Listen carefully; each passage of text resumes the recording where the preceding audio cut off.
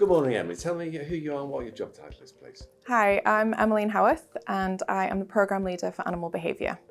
Can you tell me what the focus of this degree is, please? So the focus is obviously animal behaviour, but with a strong biological focus.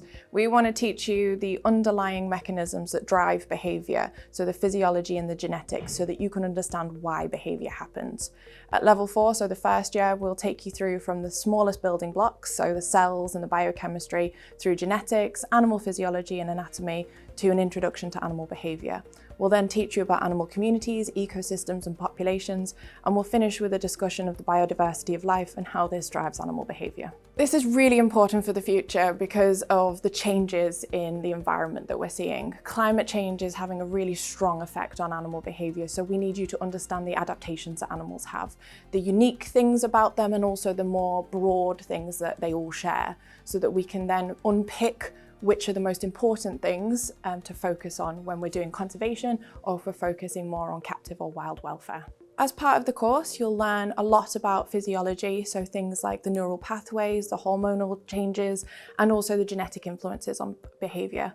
We'll obviously teach you things like how to measure behaviour, so all the different sampling techniques, but also field skills like species identification and surveying, so you can go out and find the animals properly.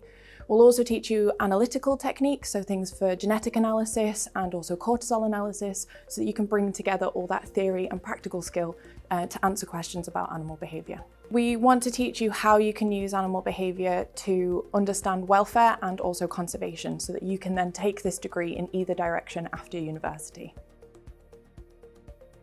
To really enhance your graduate employability, we want you to be able to practically do a lot of the things, applying the theory that we've taught you into a real experience. So that'll be going out into the field and that'll be working in the laboratory. So we'll teach you things like how to use a microscope, how to pipette, those basic lab skills that you can then apply in a whole range of different situations.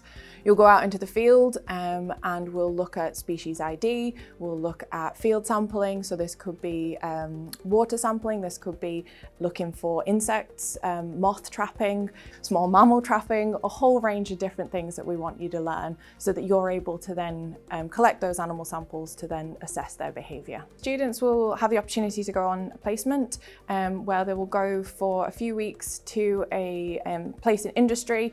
This has ranged in the locations that our students have gone to, from wildlife sanctuaries, so for example Wild Futures down in Cornwall, RSPCA and other rescue organisations, conservation charities and more wildlife trusts, so North Wales Wildlife Trust for example. And this teaches you how to apply the knowledge that you've learned at university in a real graduate setting, so that you're then able to transfer into industry, into the real world of work much more smoothly after graduation.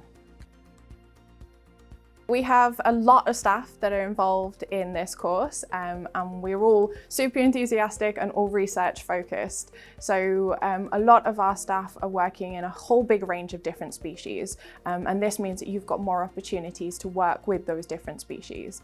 As part of your learning, you will learn across different taxa, so this would be mammals, reptiles, fish, amphibians, insects, basically any animal you want it, we've got someone that's interested in it. So projects that are ongoing or have been going on, so I've looked at the welfare of laboratory primates, one of my colleagues is looking at facial expressions in companion animals as a signal of pain. We've got people working on amphibians and how environmental changes are changing their populations and their cognition and their behaviour. And we've got people that are working on quite a big project about bats in North Wales. So lots of exciting things going on at the moment. When you get to level 6, so your final year, you will have the opportunity to do a big piece of dissertation project. And what staff do is they come up with some ideas of examples of things that they're able to supervise. But we really like it if you can take it and adapt it and change it into something that you're interested in. So if you see somebody works with a species that you like, you can go and talk to them about developing a project. Or if it's an idea that you like, but maybe you want to try a different species, that's okay as well. We can really make it what is interesting for you.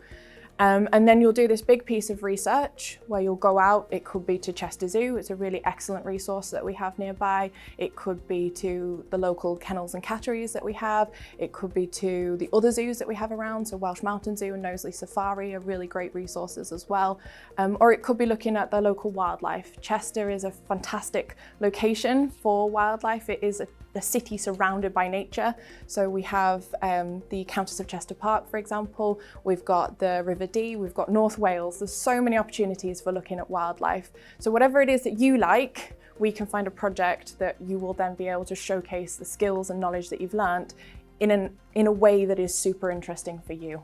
For us, your future is the key thing. We want you to do the absolute best you can.